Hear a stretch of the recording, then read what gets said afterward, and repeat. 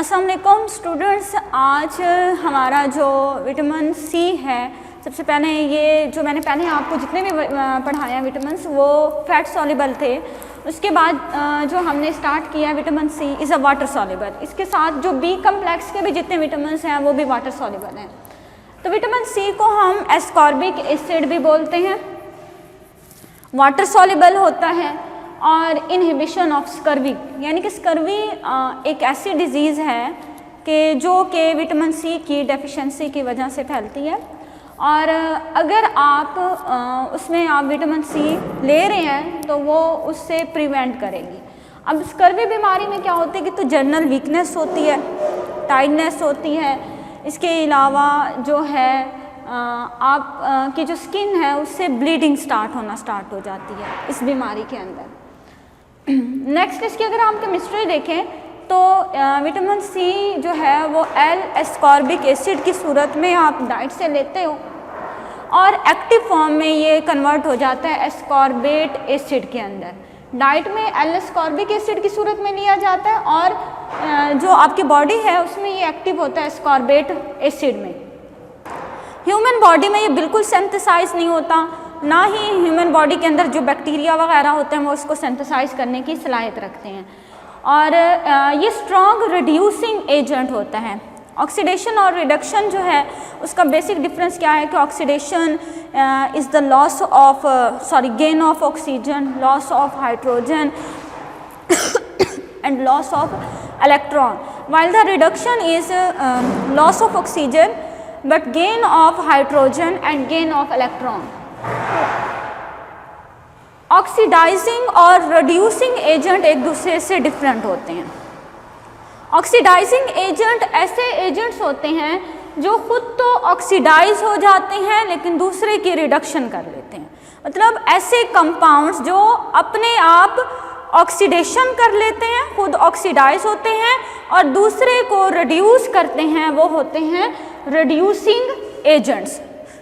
तो vitamin C क्या है? स्ट्रॉन्ग रिड्यूसिंग एजेंट है, मीन्स खुद ऑक्सीडाइज होता है और इसके साथ जो भी कंपोनेंट, जो भी केमिकल जो है वो उसके साथ अटैच होता है वो रिड्यूस होता है। फ्रीजिंग पॉइंट जो है, फ्रीज करें तो तब भी ये स्टेबल होता है, सॉलिड फॉर्म में भी स्टेबल होता है और एसिडिक मीडियम के अंदर भी ये स्टेबल है। But destroy in alkaline solution, जैसे ही हम इसे किसी अल्कलाइन सोल्यूशन, जैसे अगर अल्कली की बात करें तो हम कहते हैं पोटाशियम हाइड्रोक्साइड है, सोडियम हाइड्रोक्साइड है, मैग्नीशियम हाइड्रोक्साइड है, तो इन अल्कली सोल्यूशन के अंदर ये डिस्ट्रॉय होता है। एसिडिक सोल्यूशन कोई भी हो, मिनरल एसिड हो या ऑर्गेनिक एसिड हो, दोनों के अंदर ये स्टेबल पाया जाता है और सॉलिड फॉर्म में भी ये स्टेबल होता है और फ्रीजिंग पर भी ये स्टेबल रहता है। सिर्फ डिस्ट्रॉय होता है अल्कलाइन सोल्यूशन, इसके अलावा हीट पर भी स्टेबल होता है ये। प्लांट सोर्सेज, यानी कि जो बेस्ट सोर्स है विटामिन सी का वो प्लांट्स ही हैं, प्लांट्स में ज़्यादा मिकदार में पाया जाता है। कौन कौन से प्लांट्स में यानी कि फ्रूट्स में पाया जाता है? एप्पल, स्ट्रॉबेरी में एक्सेसिव अमाउंट में होता है, fresh fruit orange, lemon, grapes और गावा, इसमें सबसे ज़्यादा मिकदार में, अमरूद में सबसे ज़्यादा मिकदार में विटामिन सी होता है। जो फ्रेश वेजिटेबल्स हैं उसमें tomatoes, cauliflowers, cabbage, onion, green pea और बीन्स वगैरह, इसमें भी काफ़ी मिकदार में विटामिन सी पाया जाता है। अगर एनिमल्स की बात करें तो एनिमल्स में, एनिमल के लीवर में, किडनी में और एड्रीनल ग्लैंड जो है ये किडनी के ऊपर एक ग्लैंड होता है उसके अंदर जो है ये विटामिन सी पाया जाता है। फंक्शंस अगर हम इसके देखें तो सबसे पहले हैं इंटरसेलुलर सब्सटेंसेस जो है बनाना। इसमें एस्कॉर्बिक एसिड जो है वो फिब्रियोब्लास्ट और ओस्टियोब्लास्ट, ये दोनों सेल्स हैं, बोन सेल्स होते हैं, कनेक्टिव टिश्यूज़ के सेल्स होते हैं, ये बनाने में हेल्प आउट करते हैं। तो फिब्रोब्लास्ट क्या होता है? ये कनेक्टिव टिश्यूज़ के सेल्स हैं और ऑस्टियोब्लास्ट न्यू बॉर्न जो है की प्रोडक्शन ऑस्टियोब्लास्ट सेल से होती है। तो ये दोनों सेल्स एस्कॉर्बिक एसिड की मौजूदगी में बनते हैं। इसके अलावा कोलेजन फाइबर्स क्या होते हैं? बेटा ये ऐसे फाइबर्स हैं जो सपोर्ट प्रोवाइड करते हैं, स्ट्रेंथ प्रोवाइड करते हैं। और इसके अलावा ये एक्चुअली होते क्या है, प्रोटीन्स होते हैं और इट प्रोवाइड स्ट्रेंथ और सपोर्ट प्रोवाइड करते हैं। स्किन को के जो मसल्स होते हैं, स्किन को भी ये सपोर्ट या स्ट्रेंथ प्रोवाइड करते हैं। इसमें कौन कौन से जो फाइबर्स हैं वो कोलेजिन है, जिसमें कार्टिलेज, करी हड्डी, टेंडन्स, बोन्स और लिगामेंट्स, इन सब के अंदर कोलेजिन फाइबर्स पाए जाते हैं। वाउंड रिपेयर, जख्मों को रिपेयर करने के लिए बहुत ज़रूरी होता है। हीलिंग ऑफ वाउंड्स, वो चाहे बर्न की वजह से हो या कोई इंजरी की वजह से आपके अंदर वाउंड्स हैं, तो ये उसको हील करने में, भरने में मदद देते हैं। हेमेटोफाइसिस हेमेटोफाइसिस एक ऐसा प्रोसेस है जिसमें ब्लड सेल्स की प्रोडक्शन होती है, यानी कि ब्लड सेल्स की प्रोडक्शन को हम हेमेटोफाइसिस कहते हैं। तो ये ब्लड सेलुलर कंपोनेंट को बनाने में बहुत इंपॉर्टेंट रोल प्ले करते हैं। ये होते कहाँ, ये प्रोसेस कहाँ होता है, ये बोन मैरो में होता है। इसके अलावा ये लीवर और स्प्लीन के अंदर ये प्रोसेस होता है और उसमें विटामिन सी इन्वॉल्व होता है। एंटीऑक्सीडेंट है, जो जितने भी आपकी स्किन के ऊपर फ्री रेडिकल्स होते हैं, वो चाहे सनबर्न की वजह से हो या इसके अलावा किसी केमिकल की वजह से प्रोड्यूस हो रहे हैं, तो वो तमाम तमाम फ्री रेडिकल्स को विटामिन सी अपने स्ट्रक्चर में कैप्चर करता है और एंटीऑक्सीडेंट के तौर पर काम करता है। इसके अलावा ग्रोथ और डेवलपमेंट में इसका इम्पॉर्टेंट रोल होता है। बोन्स और टीथ जो है इनको स्ट्रॉन्ग करता है। सिंथेसिस ऑफ प्रोटीन बनाने में इसका इम्पॉर्टेंट रोल होता है। इसमें कोलेजिन होता है और हाइड्रोक्सीप्रोलीन जो है इनको बनाने में मदद देती है ये विटामिन सी।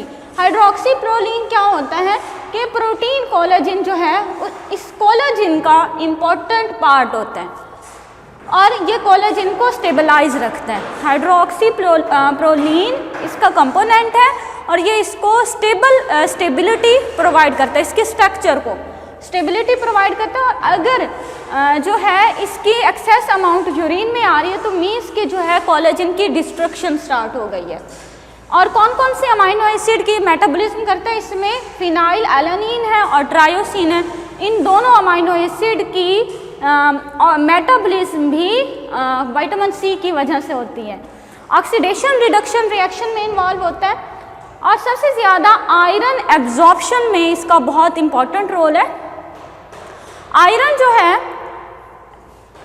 फेरिक की सूरत में होगा तो ये आपके इंटेस्टाइन में एब्जॉर्ब नहीं होता। आयरन इंटेस्टिनल वॉल से एब्जॉर्ब होता है। अगर ये फेरिक फॉर्म में है तो ये एब्जॉर्ब नहीं होता। विटामिन सी फेरिक को फर्स्ट फेरस में कन्वर्ट करता है और फिर जो है ये फेरस जो है ये फिर इंटेस्टिनल वॉल से आपके ब्लड के अंदर एब्जॉर्ब हो जाता है। कन्वर्जन ऑफ फॉलिक एसिड जो है एक्टिव उसकी फॉर्म होती है टेट्राहाइड्रोफोलेट और टेट्राहाइड्रोफोलेट जो है ये भी यानी कि जो फॉलिक एसिड है जब ये बॉडी के अंदर आप डाइट की सूरत में आप डाइट से लेते हो तो क्या होता है कि टेट्राहाइड्रोफोलेट जो है आयरन फॉलिक एसिड को टेट्राहाइड्रोफोलेट में कन्वर्ट करने के लिए विटामिन सी ज़रूरी होता है और अगर इसकी डेफिशिएंसी हो जाए तो इससे मेगालोब्लास्टिक एनीमिया होता है। ये एनीमिया एक ऐसी टाइप है कि जिसमें जो रेड ब्लड सेल्स हैं उनका साइज़ नॉर्मल से ज़्यादा होता है। इसके अलावा रिएक्शन टू स्ट्रेस हो उसमें जो है vitamin C important role play करता है। फीवर इन्फेक्शन जो है अगर इसकी डेफिशिएंसी होगी तो फीवर और इन्फेक्शन के चांसेस ज़्यादा होते हैं। इसके अलावा कोएंजाइम होते हैं, लीवर एस्टरेसिस एक एंजाइम है उसके साथ vitamin C as a coenzyme के तौर पर काम करते हैं। कोएंजाइम क्या होते हैं, नॉन प्रोटीन पार्ट जो होते हैं एंजाइम के साथ उनको कोएंजाइम कहा जाता है। और एक इम्पॉर्टेंट रोल इसका है डिटॉक्सिफिकेशन कि कोई पॉइजनस मटेरियल जो आप बॉडी के आपके अंदर जाता है थ्रू फूड्स थ्रू ड्रग्स तो ये उन पॉइजनस मटेरियल को डिटॉक्सिफाई करता है, उनकी टॉक्सिसिटी को ख़त्म करता है और ये ज़्यादातर इन्फेक्शन और बर्न के बाद जो है विटामिन सी जो है उस ज़्यादा दिया जाता है ताकि जो जितने भी बैक्टीरिया हैं ये उनके साथ जो है फाइट करते हैं, आपके इम्यून सिस्टम को बूस्ट अप करता है और जितने भी ड्रग्स के अंदर या फूड के अंदर कोई पॉइजनस मटेरियल होता है ये उनको डिटॉक्सिफाई कर देता है।